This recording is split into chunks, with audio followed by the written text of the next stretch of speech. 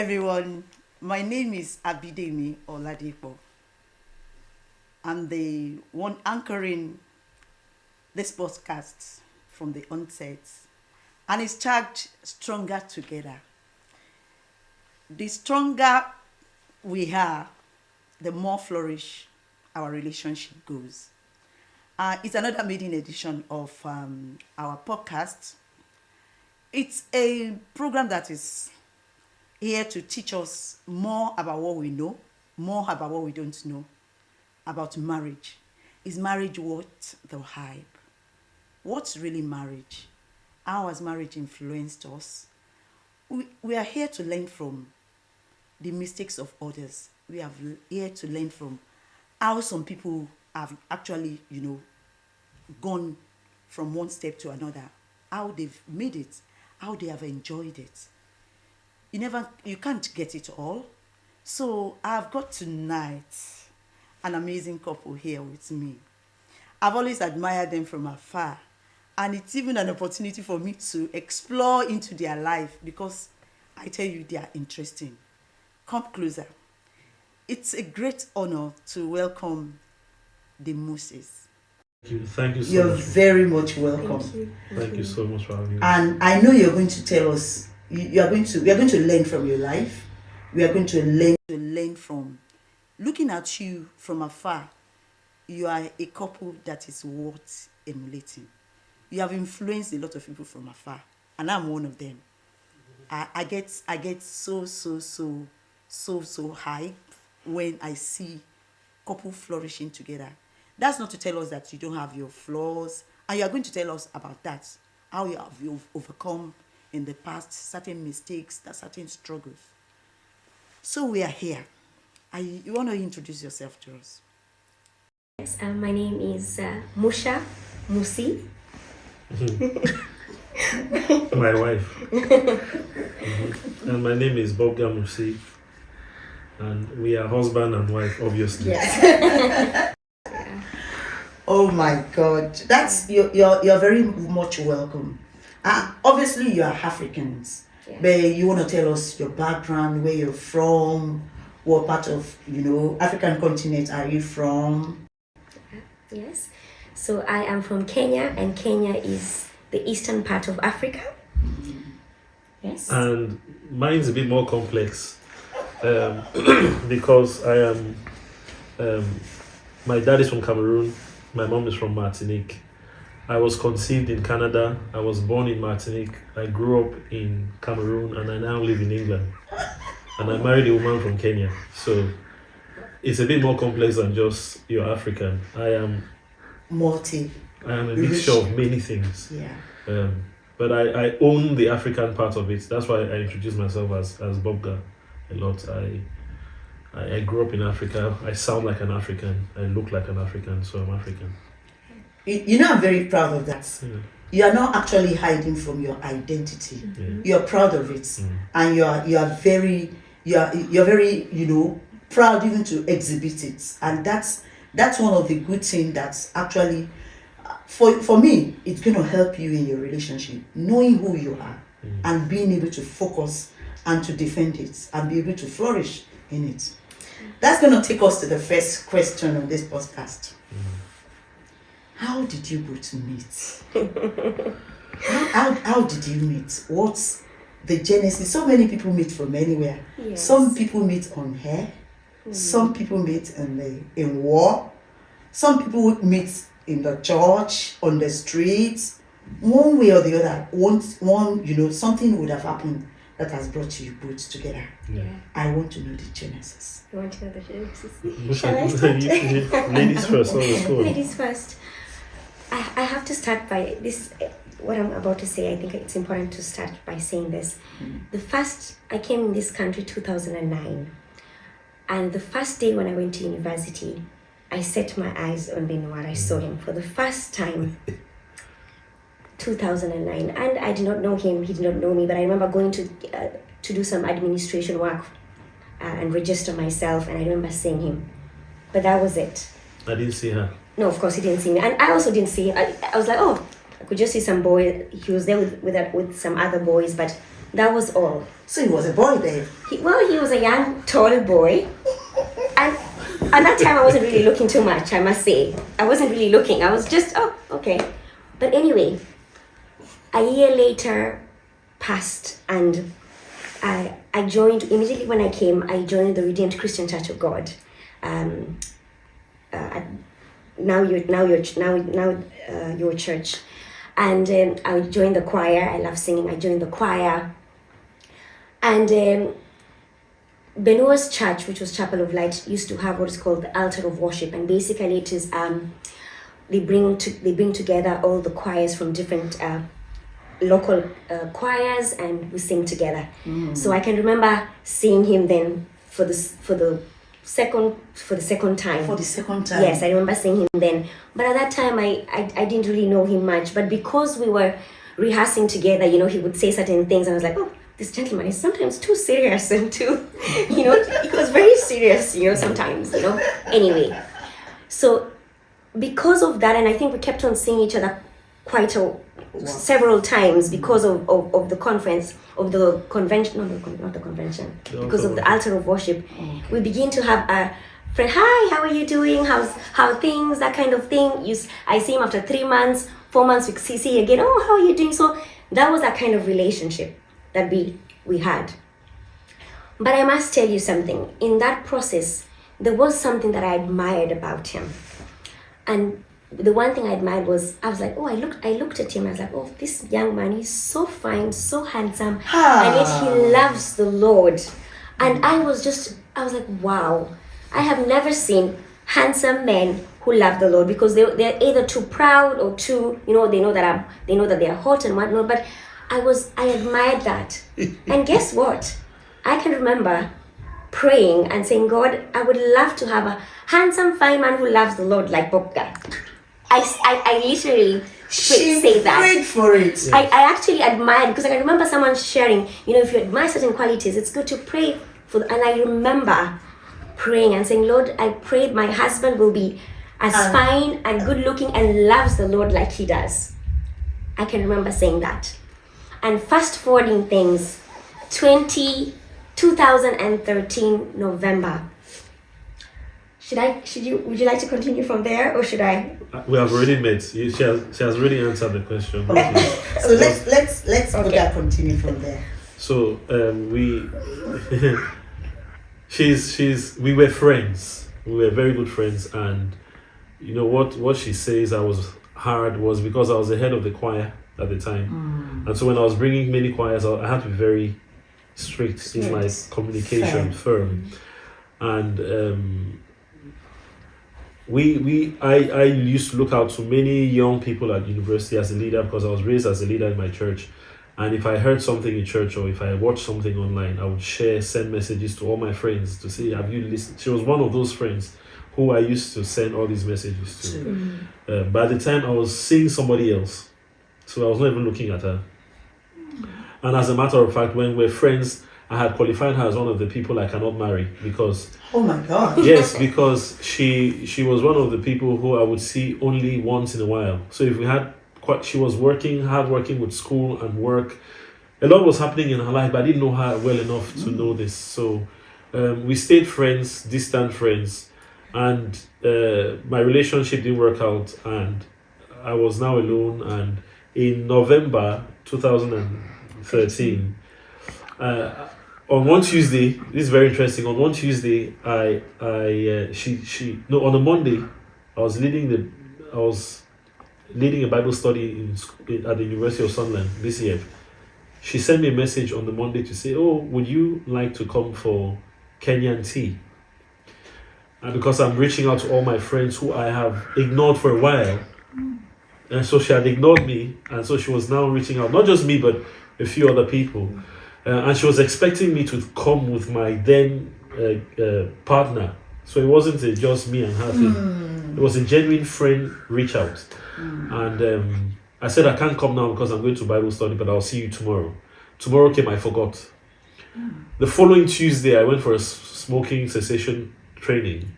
And so my day at work finished early. I said, oh, I had told this lady I'll see her on Tuesday. So 1 week later, I sent her a message. I said, can we go to the cinema?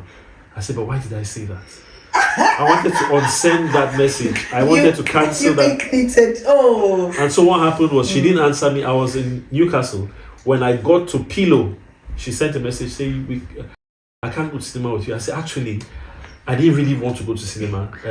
I don't mind. I'll come and visit you for a cup of tea. You were just trying to make up for the disappointment yes, you had. Yeah. But I don't know why there was no reason to take her to. We didn't have that kind of friendship. So I regretted seeing that. Yeah. So, but I got to a bus station because I had to go home to pick my vehicle to come and visit her because I knew I was not going to want to walk back. And I heard this. I know people think this is God spoke to me.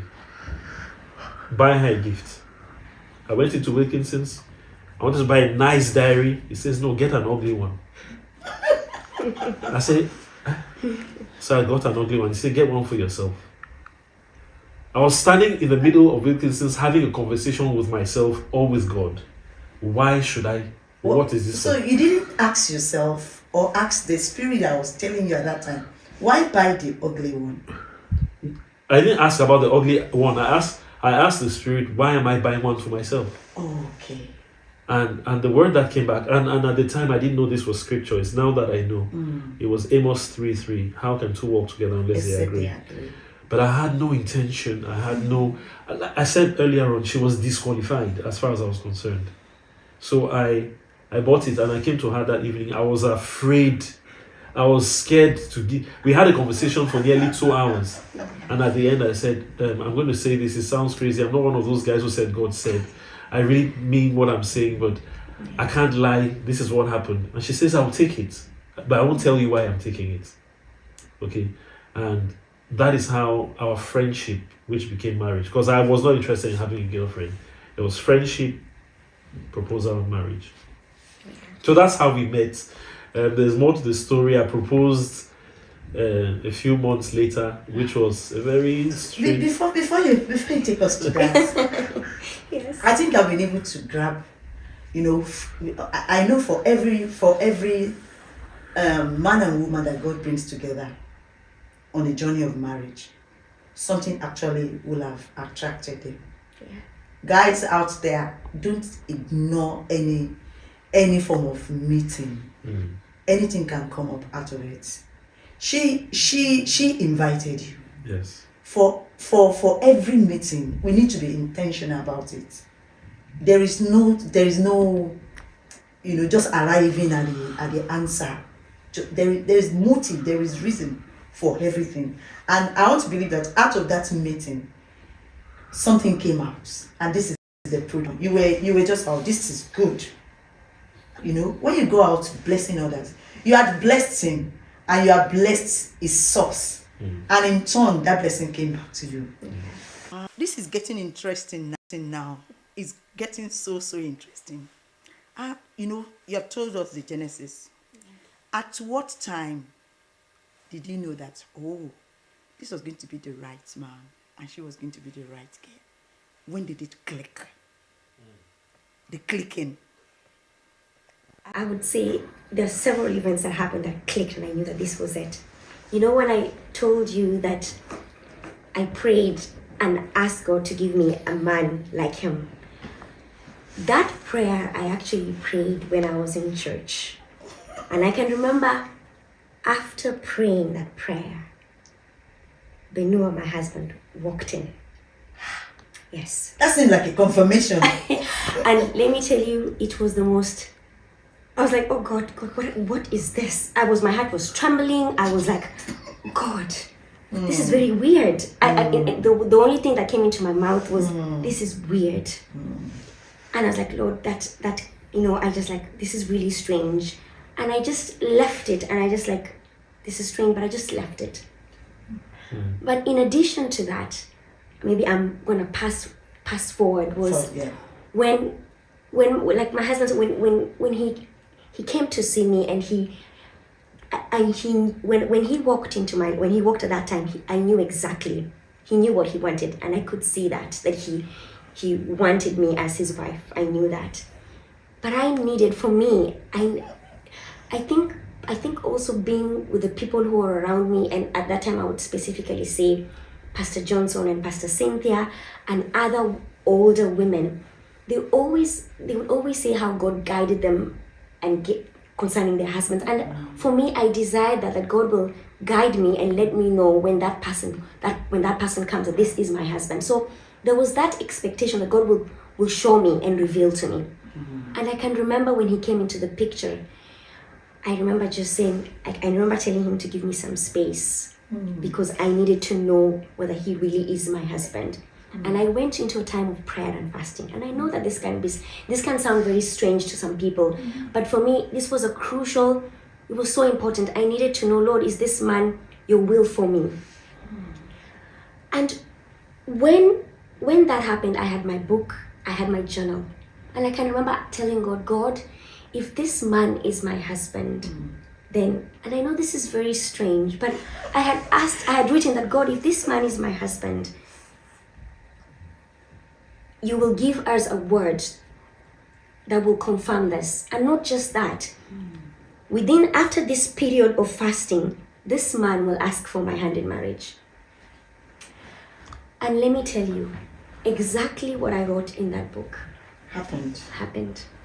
God gave us a word that God revealed the same word to him. And after the fasting, he asked for my hand in marriage. And that is when I knew that the hand of God and God himself, this was my husband that God had handpicked for me. Can I she's taking I'm learning as well. I'm learning a lot from this conversation, because I did not know that she knew that I was her husband, or that I was coming for her. Because if you remember the story earlier on, when I said God was talking, I was in the shop and how can two walk together? We did an exchange of books. I gave her the book, and it was for her to do like a Bible study. I'll do Bible study. We'll just exchange.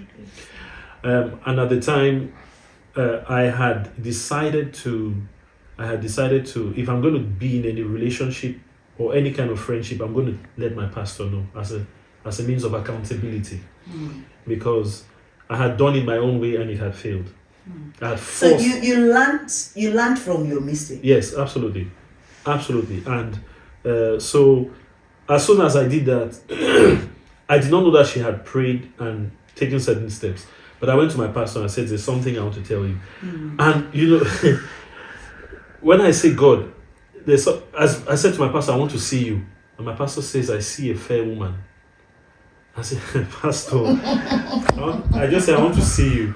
You don't know it. He says, anyway, come and see me in the house. So I went to his house and I explained what was happening. And he told me to stop what I was doing. He said, I was starting at the end. He says, I don't doubt God has spoken to you, but you're a leader in the community, and you've started at the end. You started at the very end. What do you know about this woman? Do you want to marry her? What if it's just a platonic friendship? There are certain things you should not be doing. What you're doing is what people do in marriage. So I came back and I told her, I've spoken to my pastor, and he said, we need to stop this book thing that I was doing. And for her, that was one of the confirmation of her prayers, because one of her prayers was he will speak to a mentor or to somebody. She had written it and she showed me where she wrote it. Yes, so even who her husband was going to be, she had written it. When she showed me, there were like 13 things, and I was like, this is am I going to cross all this? This is a bit scary, And so when I know it clicked, when my pastor told me to stop and I stopped, it wasn't difficult. Another level of clicking was when I came and I told her, and she received it. She was happy. Another clicking was when she says, give me time. And that time was it even a week? I don't think it lasted a week, because I was already getting very fond of her. And how I broke it was I invited her to my friend's birthday party. So I think the week was supposed to finish tomorrow, and she came today. And when I went to drop her, I said, look, God has given me this word. And it was the same word God had given to her. And so at that point, I knew, I know where we are going now. So it clicked. But I didn't propose. That's another, I don't know whether. Maybe we're we really have to go to that because most African men don't really do the proposing out thing. For me, I think for people, somebody out there looking forward to getting married, it's about following the process. Yeah. It's about not jumping the gun, not putting the thing you should have done last, bringing it forward, not being too fast, not following your own sensual side, sensual feelings. Yeah. You're Christians, Yeah. and you actually did it the God's way. There's usually repercussion for such things. It's like pregnancy. Pregnancy has got its course. Yes. It's a journey. There is before conception, you actually have things in place. Conception takes place. After conception, the baby follows a series of trimesters. Yes. Anything that comes short of that is either preterm, is either premature, Yeah. is either stillbirth. Yes. Oh my God. I'm really girls, men out there, the lesson is for us to follow the process. And there is really nothing bad, even if you have missed the process. You can reroute. It's like a navigator. If it takes you somewhere and you missed it, there's usually a way out to the real route. And that's going to take us. You're too good looking for a man. For a lady like this, not to, to believe that you won't be able to propose. So how did he do it? This is the thing. I was planning the most spectacular proposal. Right? I can still remember an aeroplane flying with "Will you marry me?" and everybody in the restaurant wearing a T-shirt, "Will you marry me?" You had that vision. That was the vision. I was going to print "Will you marry me?" on T-shirts and give everybody in the restaurant. And I was planning something spectacular. But like I said, we were really good friends. We had become very good friends, and I think I was in that place where I was already asking certain kinds of questions and talking with the marriage language. I wasn't interested in a girlfriend. Okay, I'd gotten to that point where I was. You knew what you wanted. Yes. And you went for it. And yes. you were both, She was ready for it as well. I think she had gotten to a point in her life where she wasn't looking for a boyfriend either. There's one of the questions which she asked me, she didn't mention. When the first couple of times I came, she said to me, "What do you want from me?" And it was because her friend, who she was living with at the time, which is also very important. As a single person, man or woman, it's important to have the right kinds of friends around you. Because her friend noticed I came to visit twice and thought, ask him what he wants, because I'm sure he has a girlfriend. Everybody in town knows he has a girlfriend. And so when she asked me, I was able to tell her, and it was a very God-centered environment, because what happened is, without wanting to bring too much to the story or exposing the other person involved, they met, they prayed, and it was very humbling for me to see God doing something like this in my life. Because when you make, like you said earlier on, if you make mistakes, God, if you trust God and if you let God, his ways are different. It is. It's not, and I felt like somebody was manipulating the situation for me. So when I was discussing with her, I was leaning on the wall and I was chatting. She was washing the dishes in her kitchen, and I said something. I can't remember what I said. She turned around and she said, "Are you proposing?" And I said, "Yes, I'm proposing. Will you just marry?" like that? Yeah, just like that. No ring. Very simple. No ring. Just standing there, nobody there. Yeah. And she said, "Yes, I'll marry you." Yeah. It was 8:14 On the 18th of on the 18th of February 2014 2014 at 8:14 p.m. 8:14. Because I took the time. I called my dad. Yeah. I said to my dad and my mom, You said she was washing plates and she clapped you, and she was like, "What did I hear you say?" She turned around and said, "Are you proposing?" Yeah. So that was the kind of language I was speaking. I don't know what I was saying, but she heard the proposal, and but Pastor, before anybody online shoots me, I proposed the second time. Yeah. So you did your prayer one. Yeah, I did it. Oh, that Even the third one. Yeah. Yeah. So the second one again The was second was in a a restaurant, and then third one was in another yeah. place. Yeah. So you can, oh, this is another word. You can propose severally until the D-Day. However you want it. You can propose with the two of you just there. With the direct words. Yes. You can propose in the crowd where it is set to do that. Yeah. And you can propose even in the presence of your parents as well. Yes. Yeah. That's such an amazing. I've got three kind of proposals on record now, and it's been a beautiful journey. And you have actually, taught us a lot of things, that one will forever remember. And I want to ask you a very sensitive question. As couples, are there mistakes you have made in the past that you felt, oh, this is all we should have done? And has it been influenced by either of you or both of you? So we are here to learn from the good yes, ones Yes. and from the the bad. bad. Yes, yes, absolutely. You see, with my wife and I, we decided, or I decided, and I told her, and she agreed. I will never have a bad day in our marriage. I know people go through ups and downs, and we disagree, but till today we don't have a record of a bad day of marriage. Our marriage has been very sweet. Now, that said, as a man, with your permission, I'll share my love. Yes.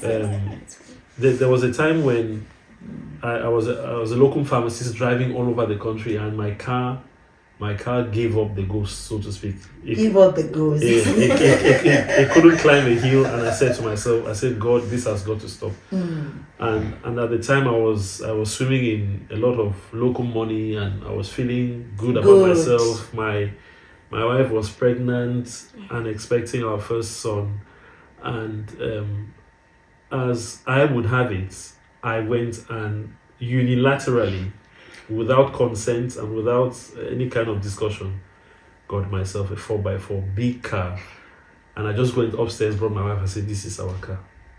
And she looked at me. She was, of course, it's beautiful, it's nice, but how do we have this kind of car? I'm a West African man. I like 4x4. Yeah, I like presents. And as much as she was excited, she's a very, and it's her nature even till today. We have a business. Before we did the business, everything was done. She's the cautious one. She's the one who wants to take not lavishing. Yeah, but she cautious. she asks questions. I'm impulsive. I'm action man. Get it done and move on. And so you complement each other. yes, very, very, very strongly. And that was a lesson that I had to learn. It was a very hard lesson for me, because she's a soft woman. She's a fragile. When I say fragile, I don't mean weak. No weakness. No, Nothing from absolutely no. I mean fragile in terms of she's very close to God, and she values certain things. She values the marriage. She values the children. She values the relationship, and she's not a fighting kind of person. So she expressed that. I'm going to recall that. Yes. She values. Yes. You see, whatever you don't have value, you're going to abuse it. So you must value your relationship. That's one of the manure that's going to help the fruits of your marriage to grow. She values it. She respects it. What you value, you will not abuse. Yes. Yeah. What you value, you won't toss around. Guys, it's about you valuing what you have.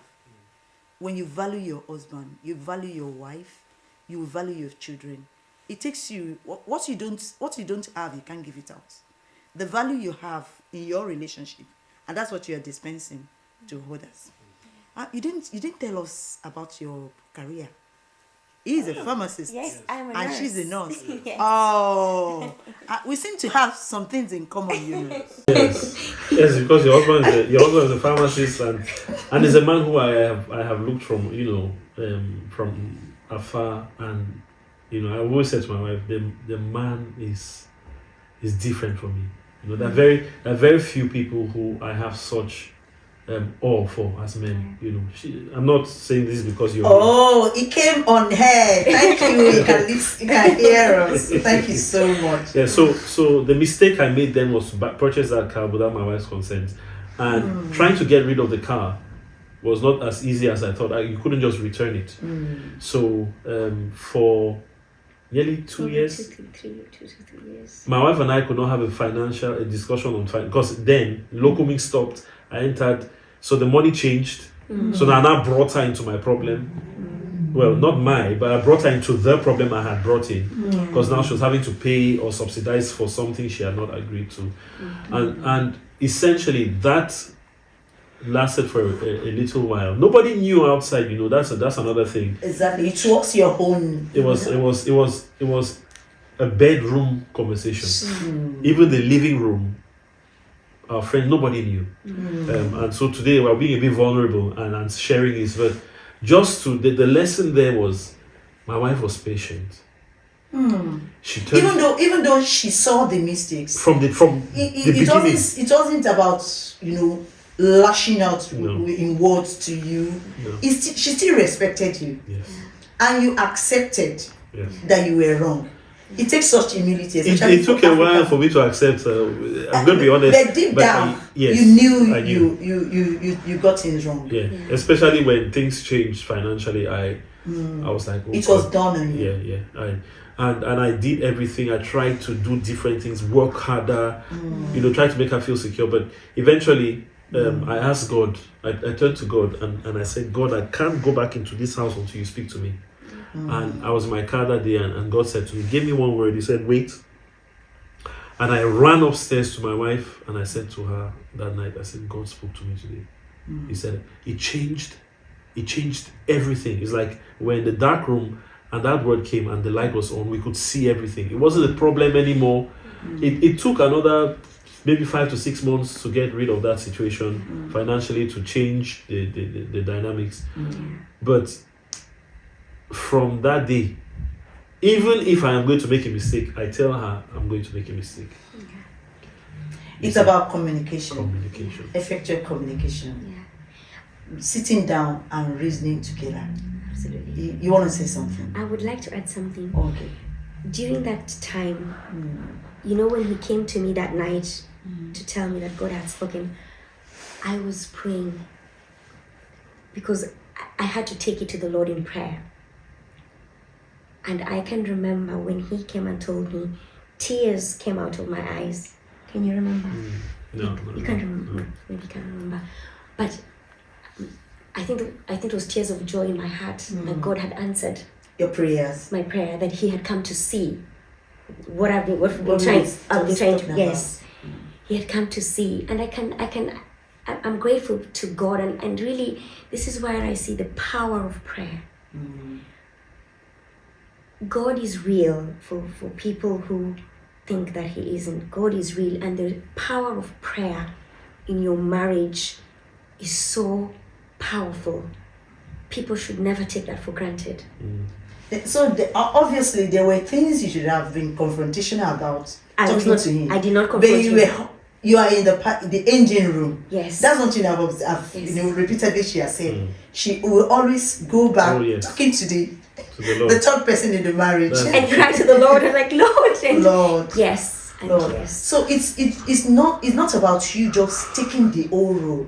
Yeah. So it's like identifying that there is another third party. Yeah. Who is that's what you believe. Yeah. Who is in the marriage with you. Yeah. Taking that case to him. Absolutely. And that has helped you. Absolutely. Because if that had not been in place, Yes. you'll have been confrontational, attacking you. And you know, when two people went to two elephant fights, Yes. the grass suffers. It reflects on the children. Even your friends come in, it reflects on your family. Absolutely. It's been an amazing journey. And that's going to take us to another question now. How do you manage outside influence and opinion? The outside influence I mean now could be your friends, could be your job, could be your family, immediate family, could be extended family, could be your likes, your hobbies. your habits. So how have you managed outside influence? I think I would say, in terms of outside influence, I don't think we let that. No, so this is the thing. We don't. I think we're such a close nucleus, and it's important to You use an adjective now. Such a close nucleus. yes, we are one, Yeah. really, and I say this without any kind of reservation. Premarital counseling. We did two. We did in Redeemed, and then we did the Chapel of Light. And they told us 3 things that will break your marriage. You have your in-laws, money, and sex. I'm going to highlight that.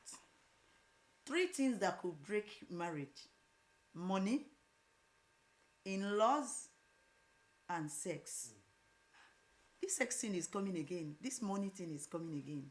The third one, it's usually, most people don't put that as number 1, but it's part of it. In-laws could do that. Yeah, so we learned, and we had during the premarital counseling, they encouraged us to have conversations.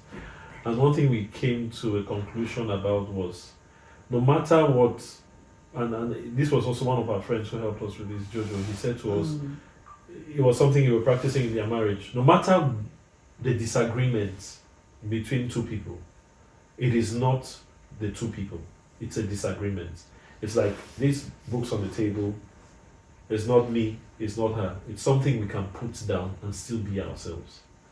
So the psychology of that is so profound, because there is nothing, and I said this to my in-laws before I married my wife. There is nothing. It doesn't exist. I know the scriptures allow for if he does this. There is nothing that comes between me and my wife. Not my dad. There is nothing that comes. So as a result of that, outside we don't even know what people think of us. We don't care. It doesn't exist. Whatever issues, financial, the children, when our children try to do, mommy said this, daddy said this, I just look at her, I said, no, it's fine now. It doesn't matter. It doesn't matter. Nobody. You are the center of attraction in this journey. Yes. You are the priority, regardless of anybody. It's a very strong position to have. It is. In fact, it is. Some people will be, they're going to be querying what you are saying. Because I've seen people who will tell you, my mommy is over my wife. My daddy is, my parents they are over my wife. In mostly Christian marriage, your nuclear family, your wife, your husband, comes first. And that's what the Moses are displaying for us now. It's a lesson. You must leave your father and mother and cleave unto your wife. You are cleaving it eternally. Amen. And that's what I see. Amen. That's what heaven foresee. Amen. Oh, this is so beautiful. So, Pastor, permit me to briefly add something to what we've just said. As much as we've decided, right, and I don't want to sound overly religious. I also, if not fundamentally believe that God's grace is helping us. We are not aware of what people think of us. We don't care what situations happen, but I think it's God's grace. There was a time I had to go to my pastor to say to him, things are happening to everybody around, my friends. They're going. Everybody seems to have a struggle, and I don't have any struggle. I feel like, is it because there's a saying, the devil doesn't pay attention to those who are going nowhere? Is it because it feels like I'm going nowhere? And the pastor said, hey, be careful. Don't say that. Because you're protected. There's God's protection around you. Don't use your mouth to bring it down. Because it is, no matter what, Pastor. This woman, I love her. She will tell you sometimes I look at her, I was like, wow, I've won. I've won, and I know it's mutual. She feels the same. Because some people after, what, celebrating 10 years this year. Oh, that's so beautiful. By God's grace. That's beautiful. But it feels like we got married 2 years ago. Oh. So this song, it doesn't fade. It depends on the soil where you're thriving. Marriage is sweet. It just depends on the cutlery you're using. I think you have the right knife and you have the right spoon. You have the right teacup. Oh my God. It has really been very beautiful. And I know has there been, at times, the way we're discussing now, it just seems like it's just too perfect. You have identified God in the race, grace in the race. You have, what your priority from the onset really masters. The foundation which you laid your marriage. This, there are things, that helps growth. The soil, the sun, the moisture, helps germination. And these are ingredients that has been put together. At times, people do a lot of things anyhow, and they expect perfect results. At times, marriage doesn't work around. And I'm going to ask you another beautiful question that is going to help us. How has marriage changed your life? How has it changed your life? I think marriage has changed my life in a very amazing way, in the sense that, from getting married and just living as a single woman before, and just thinking about self, and this person coming into your life and learning to live together, and then not just that, children coming in place as well, in-laws come in place as well, all that, I would say it teaches you to be patient, it teaches you to be loving, it teaches you to accommodate. And one thing that has been such a, I don't know the right word to use, but something that I would say that I've held so strong is, you see, anytime I didn't understand things, maybe I didn't understand certain things about my in-laws, I had my husband to come to talk to.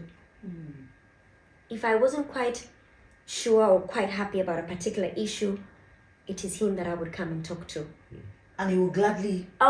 he would gladly... Very readily help me to see and understand certain things. And I'm like, oh, that makes sense. I didn't understand it in that way. But there is nothing... And you believed him? Oh, yes. And there is nothing that, and in this marriage, I always come to him. I'm like, baby, Benzi, this and this thing happened, even between us. And I'm like, I didn't quite like this. And we're able to talk about it. And then at the end of that, we realize our faults. We apologize to each other we apologize to each other, and we move forward. But that communication aspect of it has been so crucial in this journey. And also I would say the Holy Spirit. I don't know where I will be without the help of the Holy Spirit.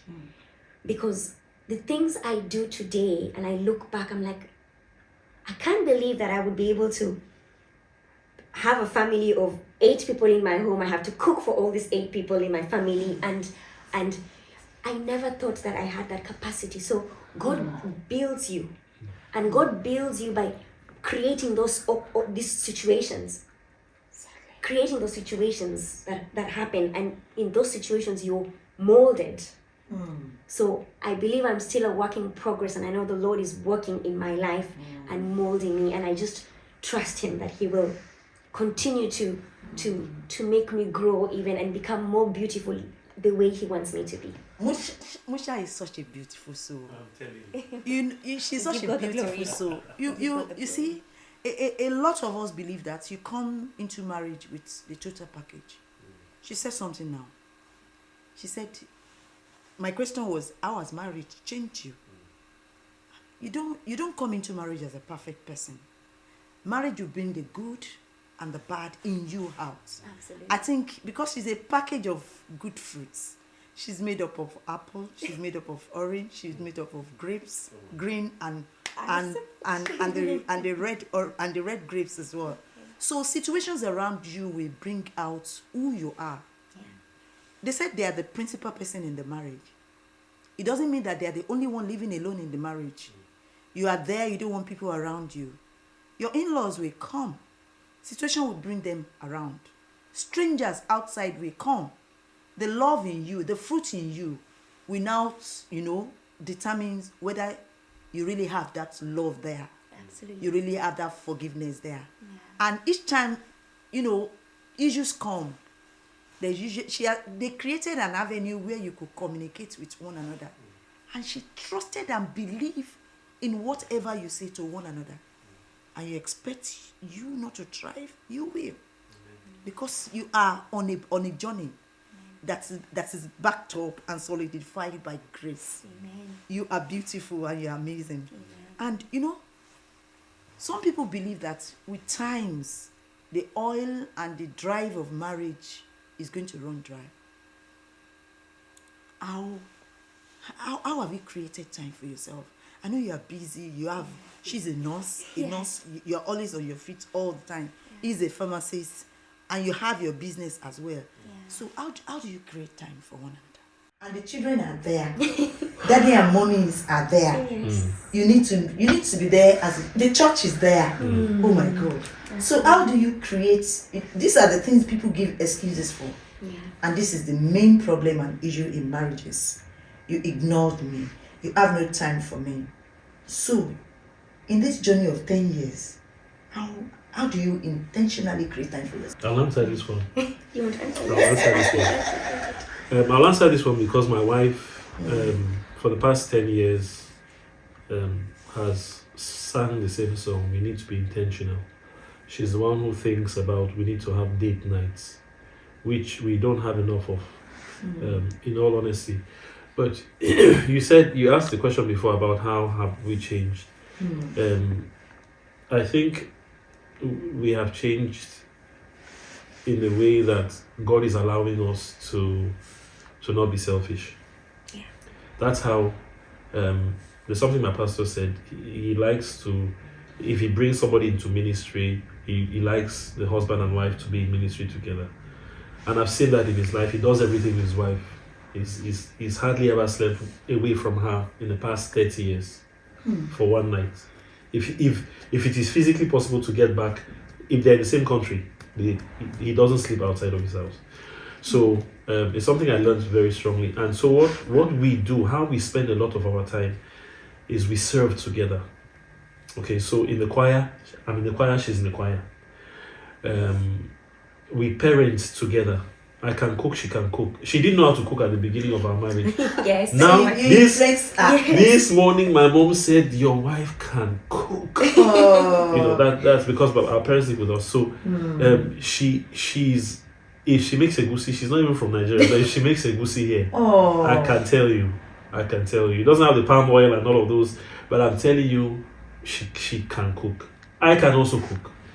I can change nappies, she can change nappies. So a lot of the race we've been running together for the past 10 years, we have done nearly, the only place where we are not together, it's in my profession and in her profession, which is why when we started the business, we went in it together.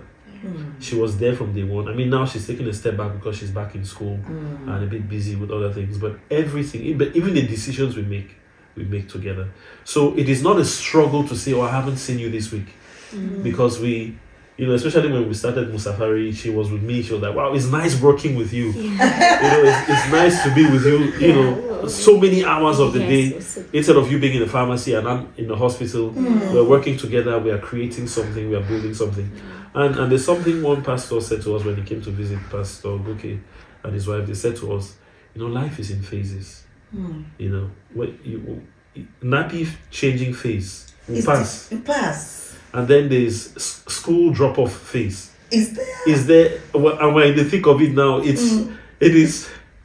where I have changed. I loved my sleep. Now I have to wake up to take somebody to school. Oh God, I'm changing. That's a phase. It's a phase which is going to pass, and then but in all of those phases, be together. Yeah. You know, In all of those phases, be be together. together. You know, running the race together makes life easy. You have actually confirmed what I said. Yeah, I was talking to not a couple now, but one of the wife, and I told her, I said, it's good to drink together. Don't leave your husband and keep saying he's at work. Be intentional. Tell him, because if you are the only one who is always fed, Yes. your husband is getting nothing, Absolutely. and you are being fed, it doesn't work. Yeah, It doesn't work. Yeah. Doing things together. I'm not saying he should not go to work, Yeah. but you have to wake him up when he's not conscious that he's far. Yes. It's a journey, and in a journey, when you say together that you are in a journey together, it means you must be in the same boat together, even though you have somebody driving it.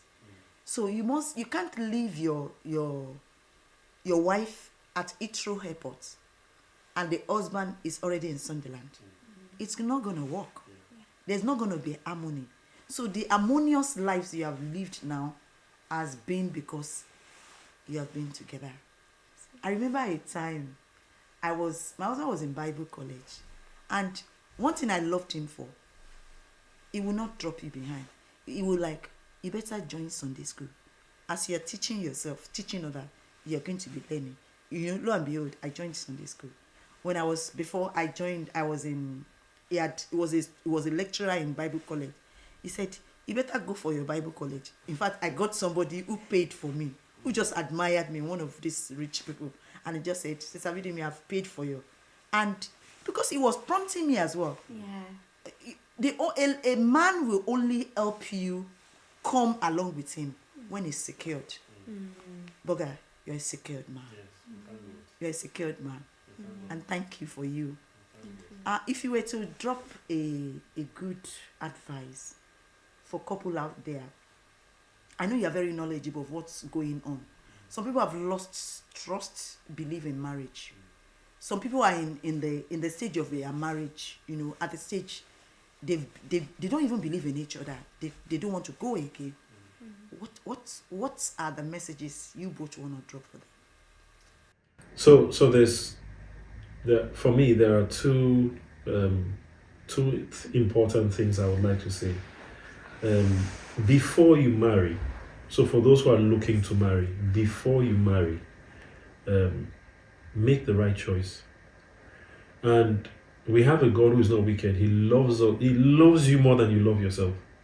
And so trusting him to, not everybody has my experience of I had God and all of that. I don't even encourage that as a Christian. That's not going to happen to everybody. No. Use your mind, use your senses. And my pastor told me that don't spiritualize something. How does she eat? Where does she keep her socks? You know, find out these things. Those things matter. Will she annoy you? Will she? Can you cope? So, selection, because sometimes when we fall in love with the end product, it can compromise the whole journey, because we're now trying to force that end product into a journey, into a strategy that doesn't fit. When you say end products, can you just break that down? So what I mean is you look at the girl's physical structures, for example, or you look at for people who are sapiosexual, who love intelligent people, and they say I can't deal with somebody with no education, or somebody from another tribe cannot. You know, we have so many barriers we put up, especially people coming from Africa, but it's common around the world. When we start putting barriers and defining the end product before taking the journey, it becomes difficult to hear instructions. It becomes difficult to hear caution. It becomes difficult to hear anything, because you see that is it. I don't care what anybody says. I've been there. That's why I'm saying what I'm saying. God was merciful to me. Not that the person I was looking at was a bad person. She was a perfect person, but not for me. Right? She was a perfect person for who she's with now. Some can be good, they may not be ready for you. That's it. Yeah. So before marriage, make sure you're making the right selection. Once you're married, there is, I believe, my wife is here, and I know I stand against a lot of the world, both Christian, unchristian, whatever you believe in. I know I stand maybe alone. Once you're married, I believe that if God can redeem you from death to life, there is nothing that God cannot resolve in any complicated marriage. There is no situation that is beyond God. That's what I believe. And so it takes two people deciding to say, right, we'll trust God in this and we will make this thing work. Being intentional about making it work. That's it. Because once you decide and you're with God, There was one word you used. You said, there is no bad day in our home. No, we don't. That's a good one. We don't do that. There is no bad day in our home. Yes. That's being intentional. That's laying the foundation of what you want. Yes. Being positive, and you're seeing it, and it's actually working out for you. It's been amazing having you guys around. I've really been so excited. I've been blessed. I've learned a lot of things, and viewers have learned a lot of things as well. I know this is not going to be very difficult for you.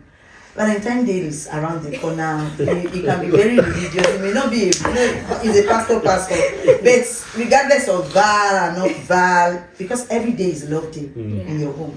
How do you express love to her outside? Because pastor aside, they don't kiss outside. They don't hold outside. Oh no, I don't do that. I kiss where I feel led to kiss. I will kiss. Oh, I love that. He said, I do. I'm not. If I'm not, he says, don't be ashamed of the gospel. You see, marriage is the gospel, isn't it? Marriage is Christ showing his love for his church, and this is the image. This has to be the image between husband and wife for unbelievers to see. Oh, if this is what Christ loving his church looks like.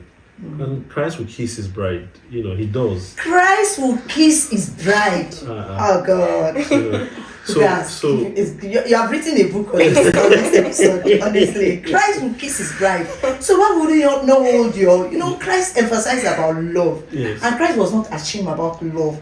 And the Bible has even told us not to be ashamed of the gospel because it's the power of Christ. That's it. But it's I'm also thinking something. Pastor, for my wife loves chocolates.